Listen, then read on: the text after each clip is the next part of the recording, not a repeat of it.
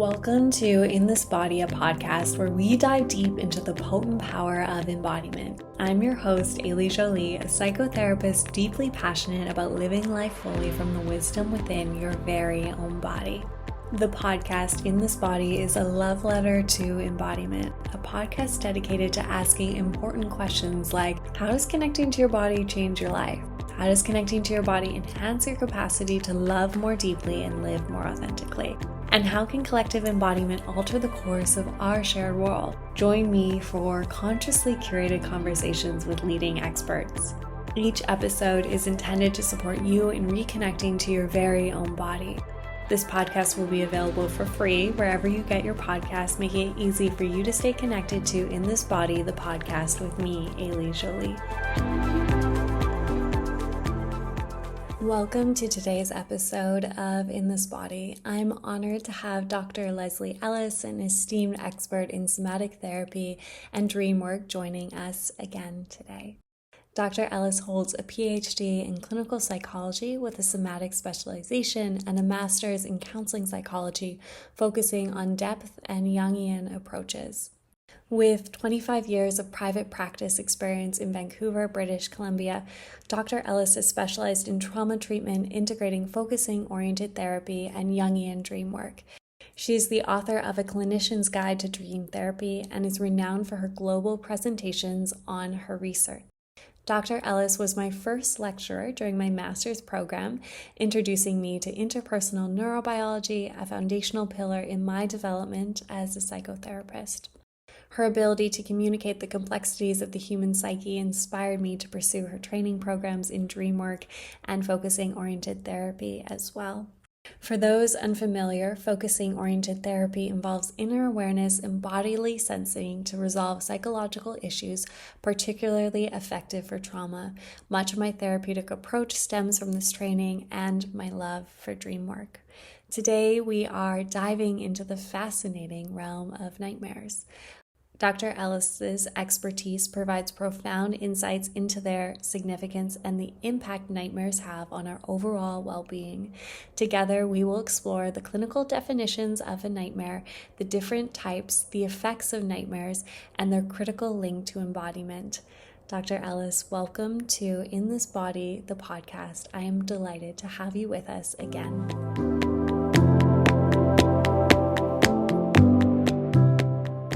For those of our listeners who didn't listen to our last episode where Leslie was on it, could you explain the link between nightmares and embodiment? I know I'm asking you a big question right at the start. Wow, we're launching right in. Right in. Well, I've been studying dreams for a very long time and the body, and it was really about when I started investigating the polyvagal theory, and I was also working on a new paper on nightmares, that I just started to think that maybe there were links. I mean, it seems intuitively right. There are links between nervous system activation and the way we dream. We dream about our emotional landscape. And so I didn't want to just presume. So I actually spent a couple of years investigating all of the research and trying to see if there's a distinct activation in your body that then triggers your dream material. And I was looking at nightmares specifically because one of the great dream researchers, Ernest Hartman, said nightmares are the most useful dream. Mm-hmm. And he didn't mean useful as in nice to have, but more as a dream researcher. If you take an extreme example, you can extrapolate a lot from that, but the extreme examples are easier to see. And so I thought, people that are having lots of nightmares clearly have an exaggerated stress response. Does it happen as we sleep? Are we having a nervous system activation that then becomes an image? This is what I think is happening. And so I looked at all the research, and it's not really easy to find the tools to measure what you're dreaming and what your body's doing. But clearly there is a physiological activation when you're having a nightmare. Which comes first is kind of not as clear. The activation seems to happen in the transitions between sleep stages. So from we go in and out of REM in the second half of the night, and in those transitions, there's a lot of shifting in the body.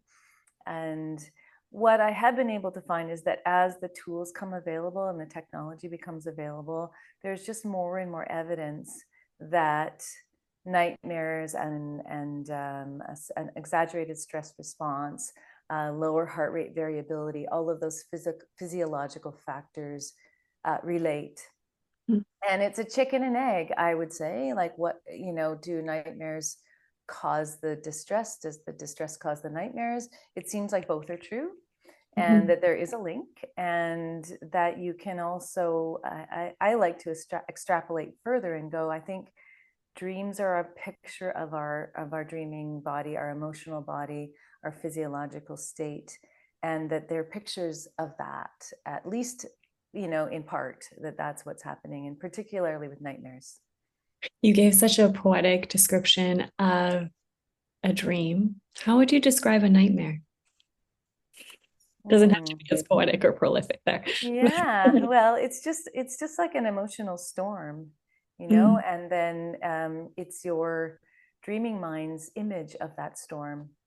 And so it's usually got the features that relate to an activated nervous system. And I did this content mapping just kind of out of curiosity. I thought, well, it does appear that the classic responses of fight and flight and freeze, immobility, that those are all those are all instances of a body that is having a threat response. And then I looked at the dream content, like of the most common themes that crop up in nightmares, and they almost directly correlate. Not perfectly, but there definitely is. I mean, everyone can probably relate to dreams of being chased or pursued. So there's the flight, and then a lot of dreams that are nightmares have aggression either towards us or we become aggressive. And there's also a lot of nightmares where a person feels frozen and can't move. And it could be related to sleep paralysis, but it isn't always. A lot of times it is actually just the dream content is frozen in fear. So there's a way that the dreams actually provide pictures for these autonomic states. And so a nightmare, I believe, is a picture of a threat response. When you have maybe a consistent nightmare of being chased or freezing and you're immobile and you can't get away from the threat, what do you do next with that? Because I think I've definitely experienced my reoccurring. There's some similar ones for me. I'm like a chaser. I'm running as fast as I can, and I wake up in the dream. What does that necessarily say about one's nervous system in their waking life? How would you, as a clinician, kind of work with that link? Well, I think we all have pretty habitual nervous system responses. Like, I tend to freeze and dissociate. I know that's my go-to defense, I suppose. And someone else might be more like ready to fight. Someone else might be more ready to run away and get really frightened. And so I would say that you could see that as your habitual response to threat. And it may not be news, but it could also be something just to understand that that's my body's way of protecting itself. And if I don't want it to, always go there, it's like there are different ways to work with each particular, way to respond to threat. And you probably know a lot more about this than I do in some ways, all of the somatic experiencing training you've done, and there's methods that are very specific to threat responses. And so I would say it's good to learn those, and not just what the SE people say necessarily, but what you have discovered is your best way to shift out of it.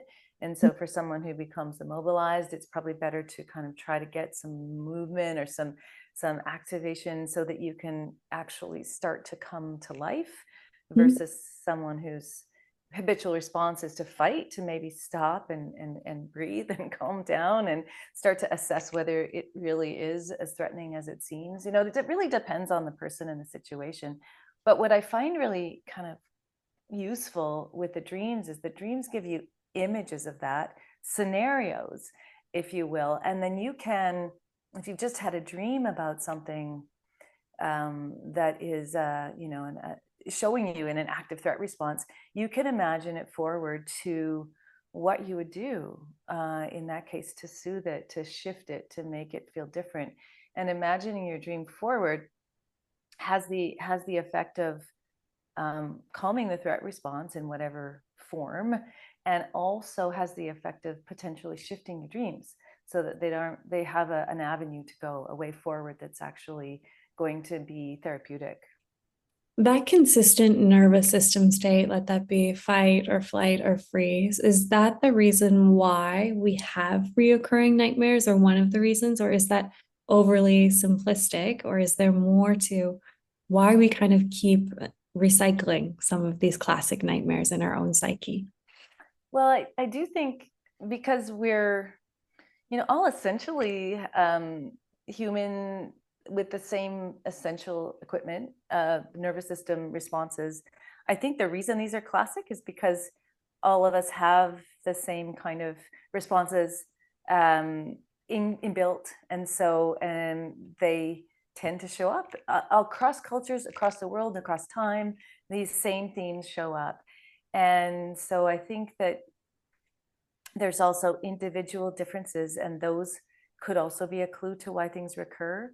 Some of them are just, when we're faced with extra stress or some specific thing feels threatening to us, we'll have a dream that reflects that particular response. But when things keep coming back, it could also be unresolved trauma, because I feel like there's a category of dreaming where dreams are replaying the trauma directly, or they're replaying a metaphorical representation of that trauma because it's still alive in our body. It hasn't been metabolized. And the dreams are part of the function of dreaming. Seems to be, nobody knows for sure about dreams, but it seems to be that we're regulating our emotions and then taking events that did cause an emotional response and moving them into long-term memory. But first, the memory, the scene needs to be deactivated, and the dreams are attempting to do that. But when they're nightmares, when they're intense, what happens is you get this physiological storm, if you will, and the person will wake up and the job won't be finished, and the memory kind of stays in limbo, stays in the body, doesn't get put into the into the place where you can actually access it, whether sort of at will when you want to, and not just when it wants to show up. So I think the dreams are coming to cut to the chase. They're coming to try and make this process happen, but when it's succeeding, they're trying again and again. Is this why nightmares are associated with higher recall than dreams? Some of this process. It could be also getting your attention to say, yes, think about this, process it. But I think all dreams that have higher intensity, whether they're nightmares or whether they're numinous big dreams, they just, I think, impress us so deeply that they'll break through into consciousness, which most dreams do not. And then there's also the fact that a lot of times, one of the definitions of nightmares is that it wakes you up. Not everybody follows that definition, but definitely they're getting you closer to the threshold of waking, or actually waking you up. And in that process, our brain is able to record what's going on, because in sort of more normal dreaming, we're not in a state where we can usually remember things. So it's in that crossover, or when you're starting to become more conscious, that we can actually have a memory of it. So both are true. The intensity and the brain state that we're in will help us remember. I would love to hear from you, because there is a link between them, the rate of nightmares and increased risk of suicide. How do those things play out, as we're kind of speaking about like things bubbling up through consciousness? How do those two things play together? Yeah, so this is another area that I've studied deeply, actually. I came across some research. A person was presenting at a dream conference and talking about the link between nightmares and suicide. And one of the studies he presented was that people that have people in this study were hospitalized for a suicide attempt, and then they studied their dream life, and those who had frequent nightmares were more than 4 times more likely to reattempt. And so it was very dramatic, and this, nobody's replicated that study exactly, but there have been many studies that have shown the increased risk of suicide if someone has frequent nightmares, and it's been extended to adolescents. So there's a lot of evidence. And so I just did a review paper, just came out actually this month, on just a review of all the literature, and then trying to also look at what the mechanisms are that make a person more prone to suicide risk if they have frequent nightmares. And some ideas are, well, first of all, that the people that have frequent nightmares and higher risk of suicide have trauma-related nightmares. They're not the sort of nightmares that most of us have. They're related to a specific trauma, to a period of trauma. So they're already someone who's been traumatized, which puts you more at risk just all by itself because of just the fallout from that. And then I think of nightmares, especially frequent nightmares, as an indication that the trauma hasn't been metabolized, which is what I've already pointed out.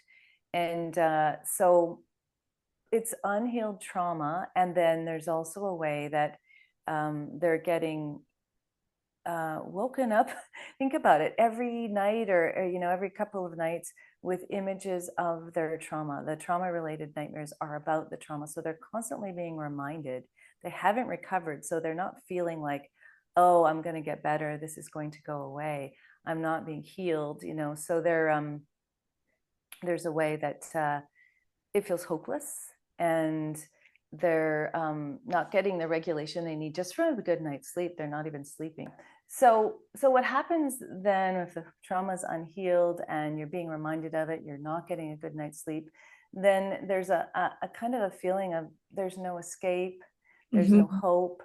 And those are the things that I think might tip someone over the edge if they're really feeling not only are they up against all of the repercussions of their trauma and being reminded, but it doesn't feel like there's any respite. There's no respite during the day. They might have flashbacks, and then at night even they're not getting a good night's sleep. And so I feel like it's a compounding of a lot of different factors. And I think most people, well, I know this actually because there's been research on it, most people aren't aware that you can actually treat your nightmares and do something about it. So they feel like they're at the mercy of their dreams instead of feeling like, oh, this is something I can resolve. And I've really worked hard to get that message out there, that yes, it is a frightening dream, but you can have an impact on it. You can do something about it. And just instilling a little bit of hope can make a big difference. And the dreams themselves can also not only present the trauma, but an avenue for recovering. Before I ask you how you heal a nightmare, I want to just go back and have you explore and explain the 2 different types of nightmares that have been identified by researchers, because you've named trauma related, and there is another type called idiopathic. And I would love to hear the difference, because I'm assuming I had no idea that there are 2 different types. So I'm assuming the listener has no idea either. Yeah, so everybody has nightmares, especially as children. They're far more common in children, a little more common with women, and during times of stress. And they're idiopathic nightmares if they're not directly related to a trauma. So most of us have these types of nightmares, and all idiopathic means is we don't really know what causes them. And but they have found that there are some clues to nightmare proneness, like if you're a highly sensitive person, or people that have what Ernest Hartman called thin boundaries, or you're a little, highly sensitive.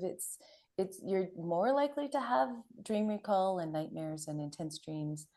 And then trauma-related nightmares are just what they sound. So you have dreams related to specific periods of trauma or a specific traumatic event, and they're quite easy to categorize because their nature is to be sometimes exactly replicating a trauma event. Those Mm. are quite common in when people have a single incident trauma and they're having flashbacks during the day. These nightmares are sometimes considered similar to flashbacks in their sleep because they replay the traumatic event almost exactly. And so the content of the nightmare is really a clue.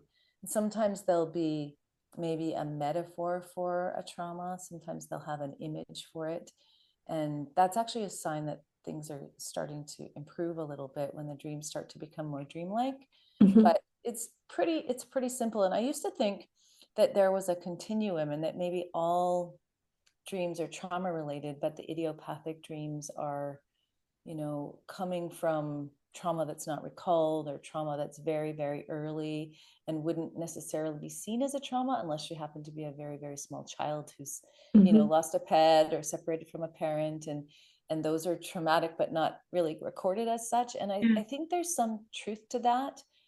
But what the research has shown, just the recent study I looked at about the link between nightmares and suicide, is that the people with trauma related nightmares are more likely to have, a suicidal ideation or attempt than those who have the more ordinary or idiopathic nightmares. So there's some things about trauma related nightmares that make them definitely more of a concern clinically. So they're different that way. Have you ever worked with someone who's had maybe what they thought was a classic idiopathic nightmare? Maybe they were late for something or something, a death of a loved one. And then through psychotherapy or through working with the dream, it was revealed actually this was like a really hidden or unspoken trauma in their system. Has that ever, I'm imagining, could Sure. Yeah, happen yeah. often or? Um, Particularly with, I would say, complex trauma, Okay. early childhood sexual abuse is Mhm. often embodied and forgotten. Mhm. And the dreams might depict metaphors for that. Okay. And especially if the person is not really conscious of those memories or not, I think I've never worked with someone who isn't, some part of them knows, this is part of my story, but the dreams will refer to it. I think they refer to it in a way that makes them able to work with the emotion that comes up Mm. without actually having to work with the exact traumatic event, which I think makes dreams really helpful. Mhm. But it's hard to know for sure, in those cases. But I suspect that a lot of idiopathic nightmares, that especially recurrent ones, have links to traumatic events. I feel like we don't kind of the dividing line to me is still fuzzy. I can Mhm. see that there are quantitative differences and qualitative ones, but where the line is drawn is really, it's hard to be exact, and dreams are not an exact science. They're just really hard to study directly. But I suspect um, a good portion of those idiopathic dreams have their roots in a traumatic experience or a frightening one or a difficult one. Yeah. Because I have you right now, I'm going to be a little bit selfish. I thought that I just had this reoccurring nightmare of being in a burning building for like, I don't know, who isn't afraid of fire? Like, that's pretty scary. And then recently, I heard my mother share an experience of trauma that she had that I had never heard. That when she was working up north in northern Saskatchewan, she was in a building all by herself. It lit on fire, and she had to like get out of the building. And I was like, oh my God, I have had this nightmare since I was a little kiddo, probably once a month. I'm in a building and like sometimes I get out, sometimes I just wake up because I'm in so much fear. And I'm curious if there is any research about that intergenerational link in the dream space or in the nightmare space, honoring what we know about any epigenetics and that we do carry the trauma of our ancestors inside our bodies, how that plays out into dream work or nightmares, if it does at all. Yeah, I don't know about any formal research because it's such a hard thing to quantify, but I have definitely seen instances. I've worked, for example, I worked with someone who was Jewish and was having nightmares of this basically a bunker, and he didn't identify it as maybe like a concentration camp. But when I was listening to the images, I was thinking, this does feel like an embodied historic memory that he has carried. And, he didn't necessarily characterize it as such, but it had such power, and it kept coming back. And when we sort of opened it up and treated it as such, it shifted, and it stopped visiting. I think this happens a lot. Honestly, I think that dreams themselves operate outside of time. I think like you can dream about the future, the past. You can dream. Places seem to carry certain energy, and some people in certain places will have dreams from that place. This is all like the mystery of dreaming. It seems that we have, when we go into sleep, access to a much wider realm of consciousness, and where it takes us can be quite far away. And there's a lot of sort of shamanistic practices that come out of this, and there are people that write about it, but there aren't really many, if any, formal studies I'm aware of. It's more the people who are really adept dreamers, or especially I find people that are from more traditional cultures will just view dreaming differently, as more of a collective process anyway, that we're dreaming for our tribe, or we're dreaming for humanity or for the planet, and the dreams that come through don't really belong to us, they just come through us. And so in that context, we could really dream about anything and any time. And for us to dream about something directly experienced by our immediate ancestors, our parents, our grandparents, that seems to me quite plausible, because we know that a lot of information gets carried forward through our bodies. So dreaming gives us images for that. And it just seems, like, yeah, why not? Of course. It's then hard to know, though, when you get an image like that of a fire, whose dream is this? And it's interesting that you heard the story and could make the connection, because then it probably made the dream stop coming. I don't know if that's true.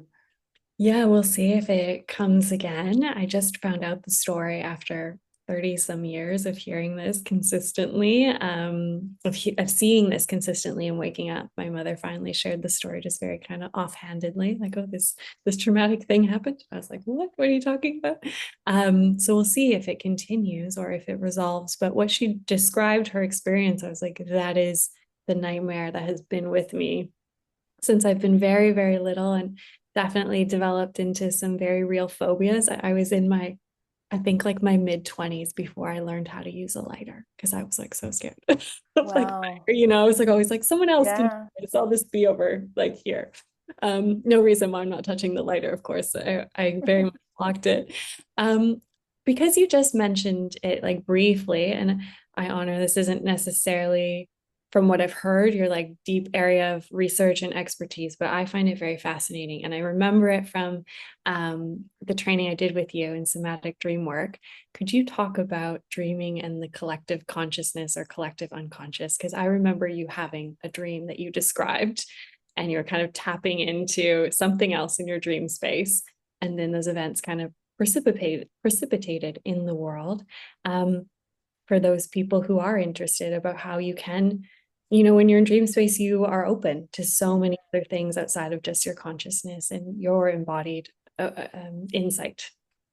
Yeah, well, I don't know the specific dream you're talking about, because I've had many like it, but I will say that, long-standing traditional dreaming cultures do see dreams this way, as dreaming coming from the world. And I was also trained at Pacifica Graduate Institute, and Stephen Eisenstadt, the founder of Pacifica, talked about, the Jungian idea. First, there's the personal, and then there's the like collective unconscious that dream material can come from. And he also added another layer, which was the world unconscious. So there's a whole way that dreaming can be about the world. So if we dream about the whales, for example, the whales might be dreaming through us, as opposed to us dreaming about the whales. And I did have one dream. I don't know if this was the one I told you about, but I remember just this dream, and it really struck me. Like, you know how some dreams just feel more important, and it was of a hillside of vast proportions, and it was all sticks that were like what trees look like after there's been a big fire, and they were formed in the shape of crosses, and it just looked like the entire earth had been scorched. And this was well before you know, our epidemic of forest fires, and it felt like the trees were dreaming this to me, you know, and I really felt like they were speaking to me. And so it's one example. I have many like that. I have many animal dreams, and then I also have many animal visitations in waking life too. And I feel like there is a way that all these voices are available if you, I think when you're younger, like small children have more of an attuned ear to that. Before we're told things like that isn't real, or you know, Mhm. that's just that you're talking nonsense. But I feel like when you're dreaming, you are your personal um, consciousness is mostly asleep, and I don't know how it works. Honestly, I don't think anybody has really explained it in a very um, clear way, or if we even if it is explainable, but that we are just open to whatever energy, consciousness, images, messages are around, and they can extend, you know, in time and space. And I think it can be quite infinite. And I know some people who have these amazing dreams that go far beyond into other dimensions. And I don't have dreams like that, but I've heard stories of people that, you know, that dream of say, dreaming of meeting people who have just died and helping them cross over to the other side if they're lost. And a woman who does this and has done this since she was a teenager, because that's where her dreams took her. And she could even verify, yep, after she'd had this dream, she would go find out, yep, that person actually did die last night, and there they were in my dream. So I don't know what to say about all that. I mean, I'm very much an open-minded person. I believe in everything unless it's proven false, as opposed to believing in nothing until it's proven possible. So I think it's all possible, and I have enough experience around the edges of it to say, yeah, there's definitely way more here than meets the eye. And in the dreaming state, especially if we allow it, we are open to much wider realm of messages. And I think it's, and I talk about this in my dream course about how, you know, there is a temptation typically to look at the dream from a personal point of view, and what does this have to do with me and my waking life. And often there is some helpful information from dreams. Dreams can be amazing that way, but that it isn't the only thing that the dream could be about, that there's also this transpersonal layer that can go much wider, like your dream of the fire, for example. If you have a dream that keeps coming and you can't make any sense of it, maybe it's because it's not your dream. Maybe it's something larger than you. I always entertain that possibility. There's two questions that come to my mind. So I'll ask the first one. And I know this isn't your expertise realm, but I do think you have some knowledge here.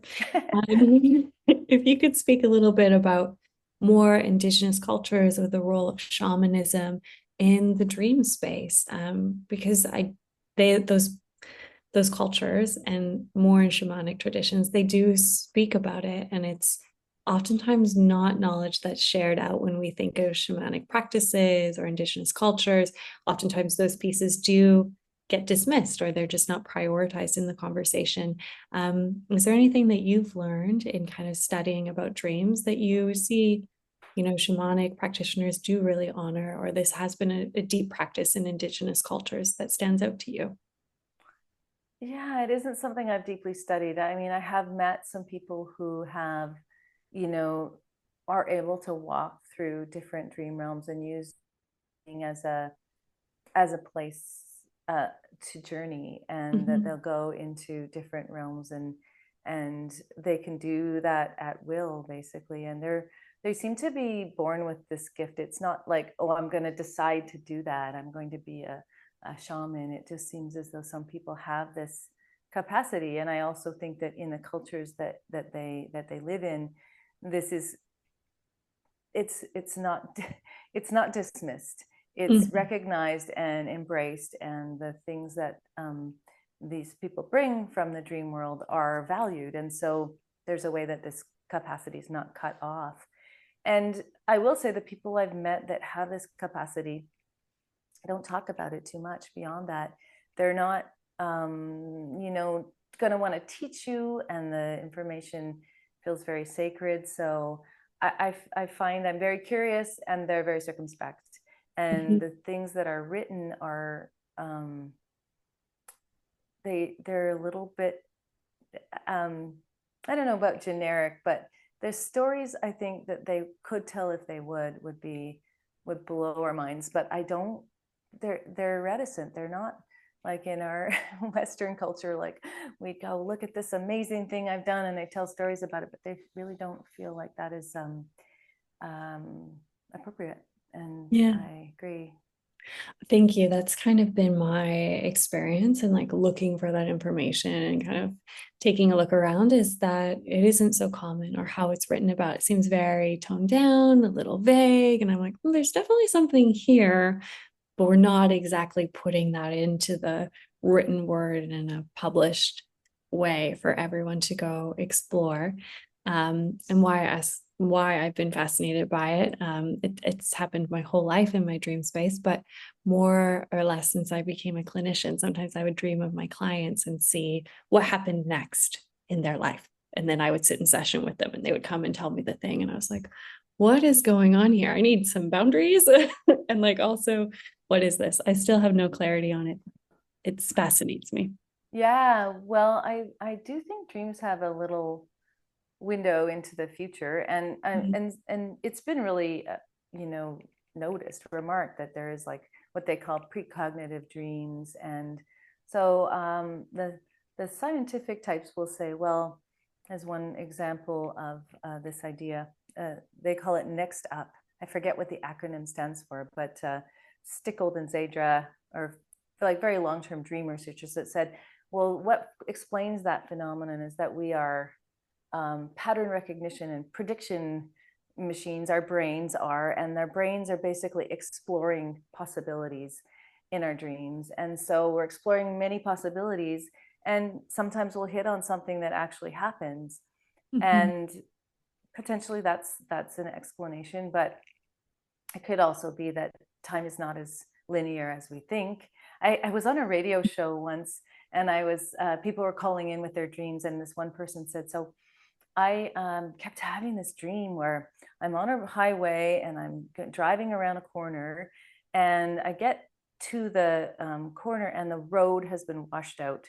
And if I, and that I just keep having this same dream. And then one day I'm like, I don't know where they were, maybe some place they don't usually drive, but they recognized the corner from their dream and they stopped.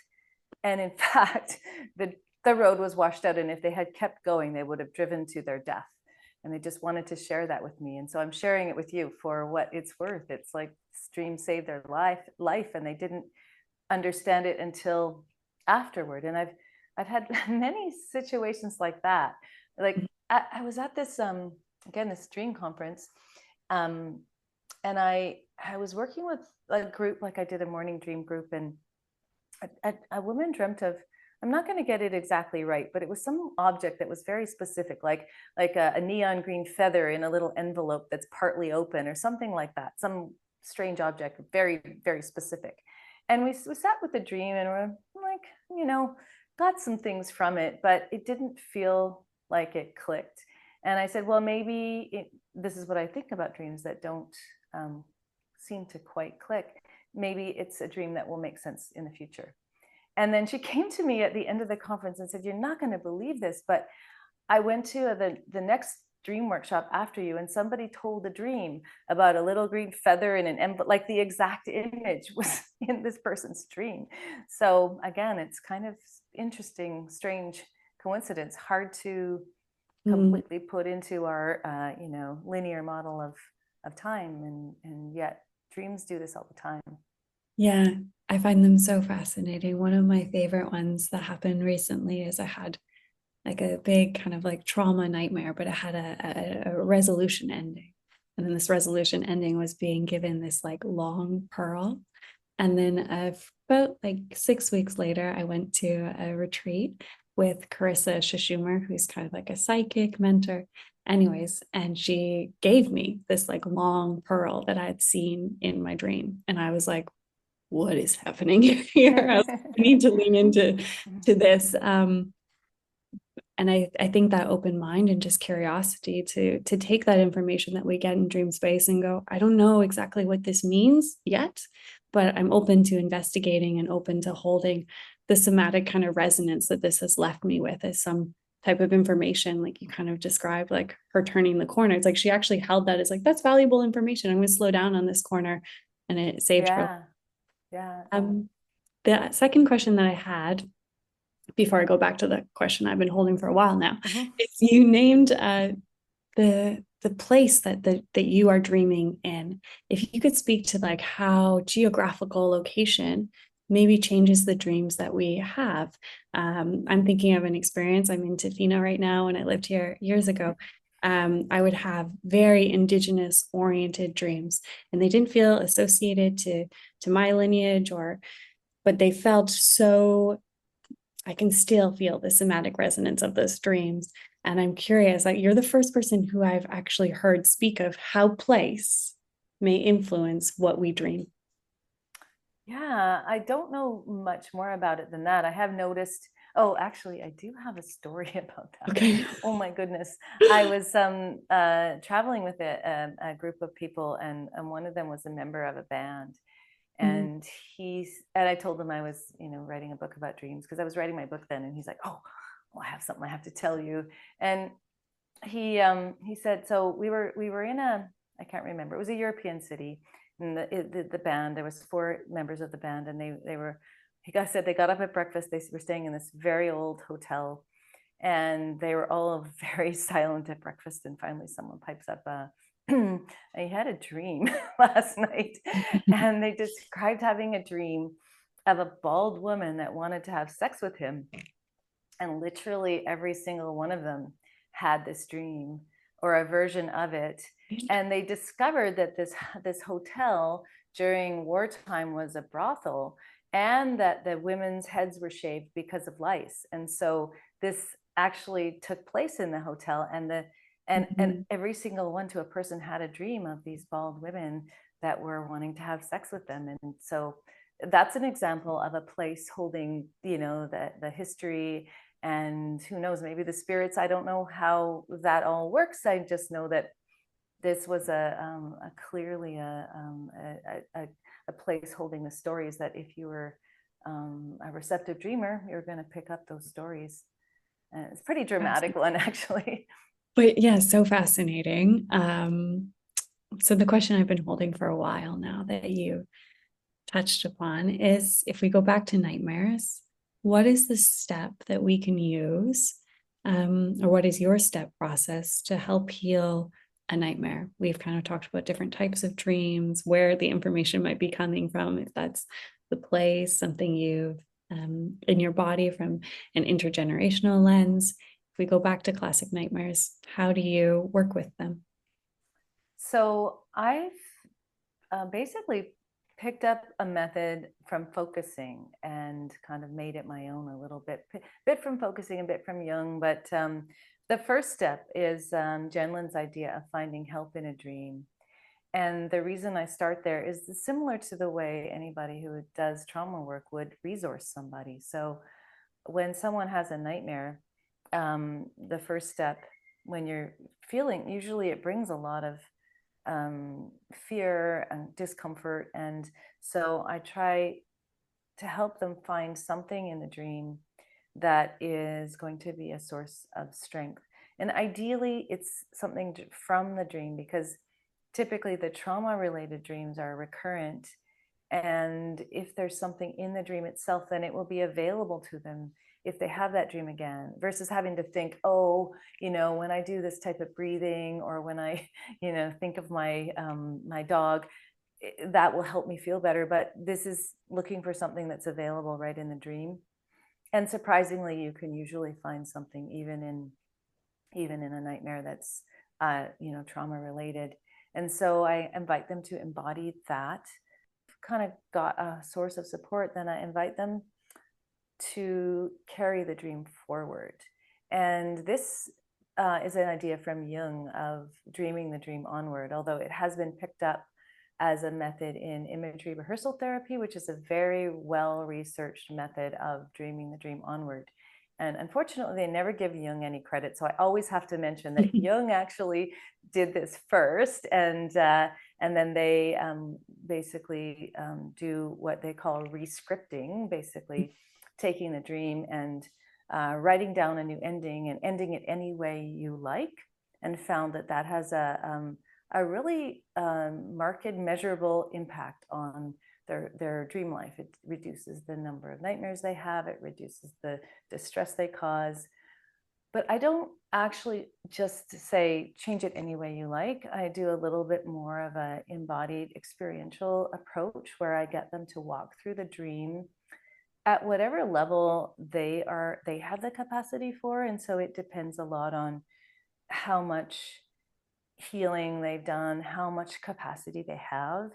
I invite them to, armed with this resource, to walk through the dream, maybe just at the point where the dream starts to turn nightmarish and continue it from there, or maybe through the whole dream.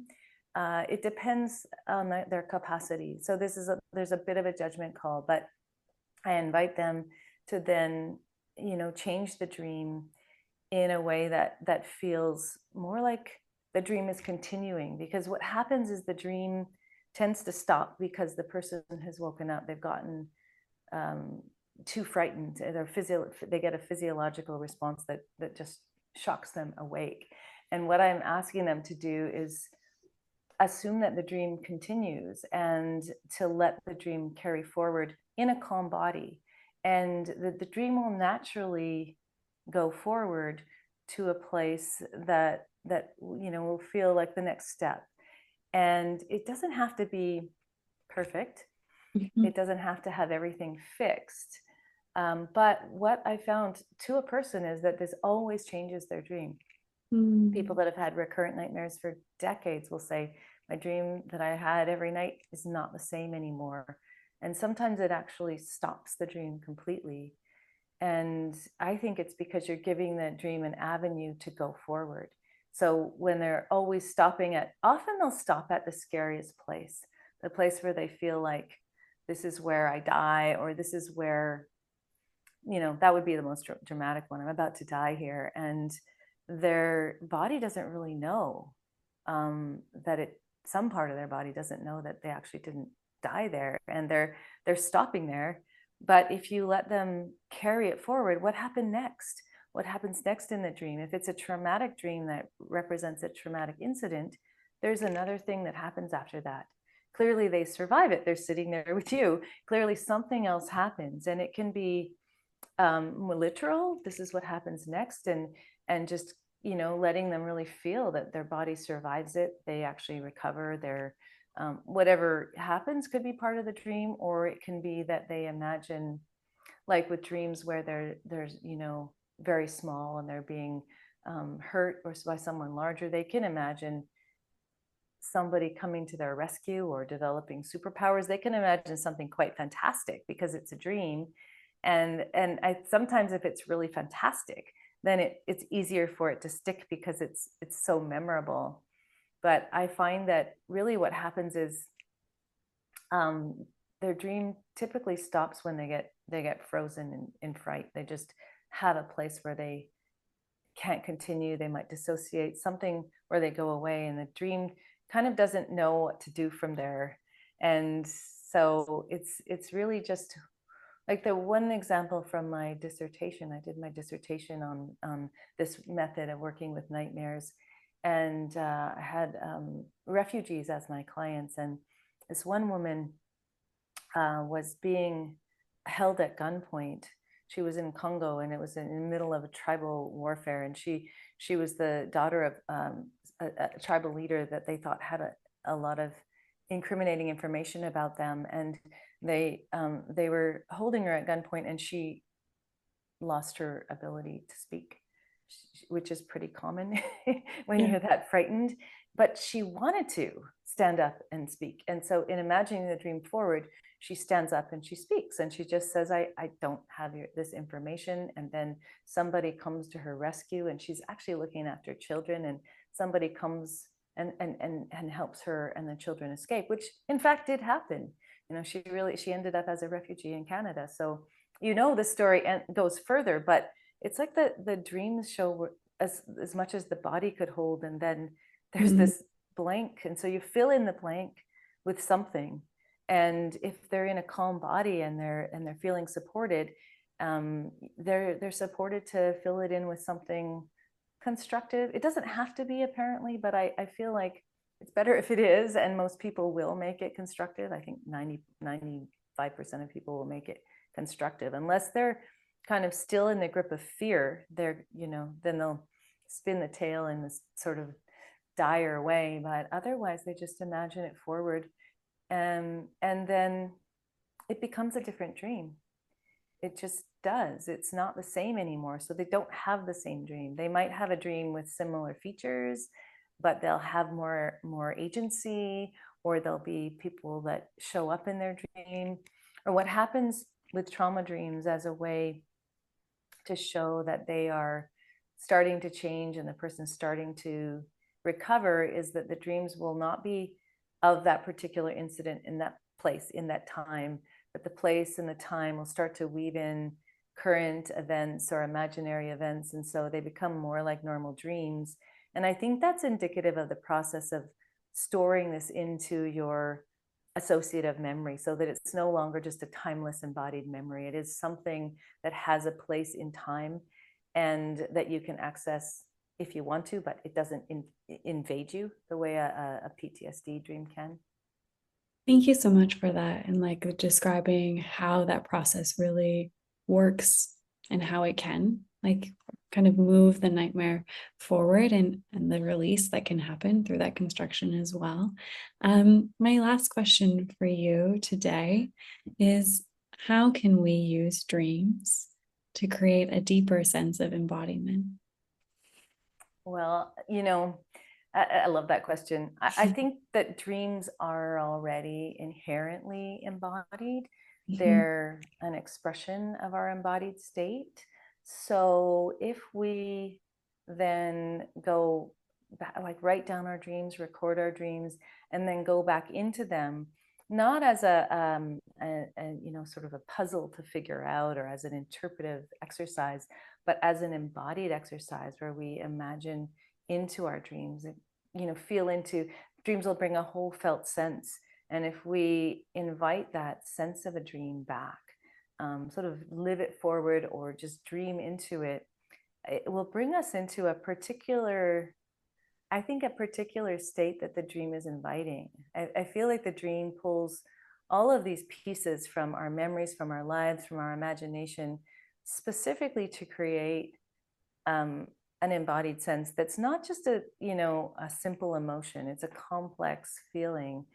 And there's usually something important about it, whether it's for us or whether it's for the world at large. There's a way that I think that dreams are asking us to feel into them. And this is, our world seems to be overly analytical or something these days, and so wanting to explain it or have a reason for it or a message. And I think it's a simple invitation to just be in it and let the wisdom of that infiltrate your body, and let it actually work on you in that way. Let it be something that carries you to a state that's generative, that takes you into some new terrain or makes you a larger person.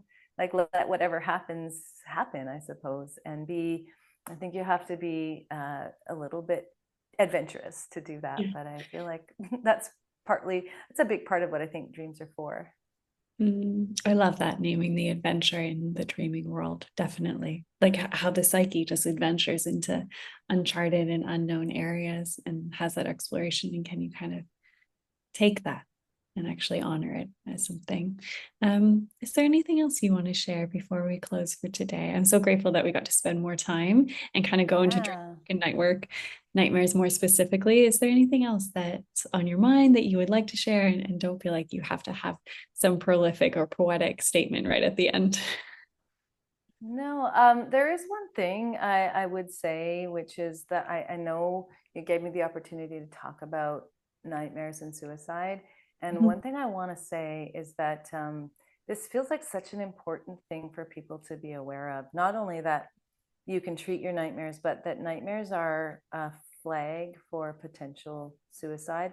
And there's a study that shows that your dreams actually start to change about 3 or 4 months out from a suicide attempt. They've looked at people's dreams retroactively, and so I want people to know this if they're clinicians working with trauma, people who have trauma and are a potential suicide risk, that the dreams start to shift about 4 months out and become more violent, and then they start to dream about death, or like the suicidal images might start to creep in, in sort of 2 or 3 months out. I would have to look up the exact timeline, but that dreams, when nightmares come and they shift toward violence and they start to have suicidal images, that there is a way that shows someone potentially at risk. And because we do such a poor job of predicting suicide, that if you're a person working with that population, ask people about their dreams, pay attention to their dream lives, because they can provide warnings that could save people's lives. So that feels really important to underscore. Yeah, thank you for circling back to that. All of the information about Leslie will be below. There's ways to get in contact. I know that you are still running trainings. You have your book. I am, yes. Not doing one-on-one work, correct? I occasionally do nightmare consultations. So or people have big dreams or big nightmares. I do a session or a series of sessions, but short-term, I do some short-term dream work. And yes, I'm also planning to do a course specifically on nightmare treatment, but I haven't put it out there yet. So something to, I've been getting a lot of requests for, so something to look forward to. Okay. Thank you so much for your time and coming back. Oh, lovely to talk with you, Ailey, as always.